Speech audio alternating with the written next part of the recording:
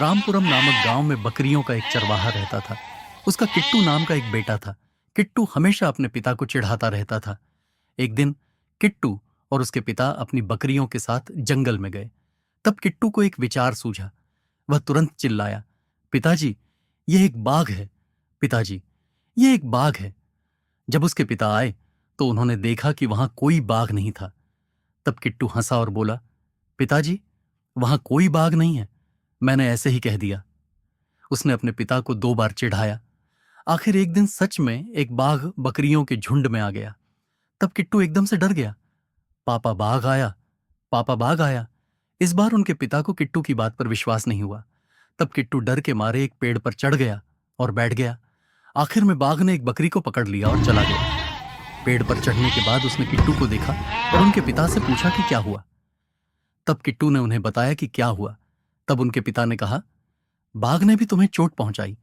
तुमने 2 बार झूठ बोला, इसलिए भले ही तुमने सच कहा हो, मुझे तुम पर विश्वास नहीं हुआ, इसीलिए तुम इस बार नहीं आए।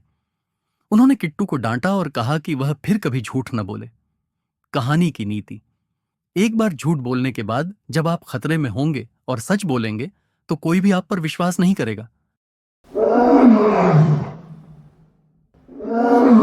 उदाहरण के लिए, एक जंगल में बिम्बी नाम का एक शेर और अन्य जानवर खुशी से रहते थे।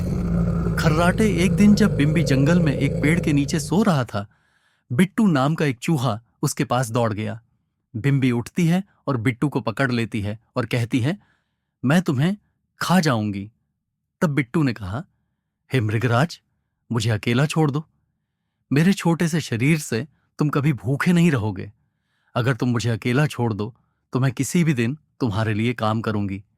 उसने विनती की। बिम्बी ने गर्व से मुस्कुराते हुए कहा, तुम मेरे किसी काम के नहीं हो, लेकिन सुरक्षित जाओ। जिससे बिट्टू चला गया। कुछ दिनों बाद बिम्बी एक शिकारी द्वारा बिछाए गए जाल में फंस जाता है। तभी बिट्टू बिम्बी के पास आई।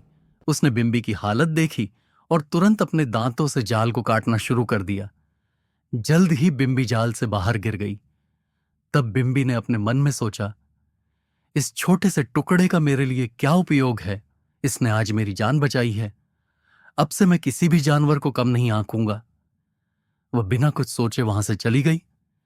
कहानी की नीति, कभी किसी को छोटा मत समझो। समय आने पर सबको अपनी क्षमता का पता चल जाएगा।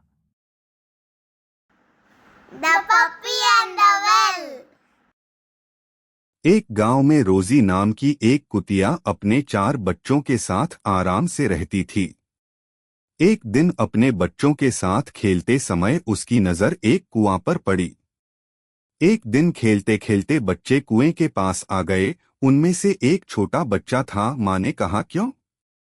उसने कुएं में देखा न देखना चाहती थी कि इस कुएं में क्या है। उसने कुएं में अपनी परछाई देखी और यह सोचकर चिल्लाने लगी कि सचमुच अंदर एक और बच्चा है।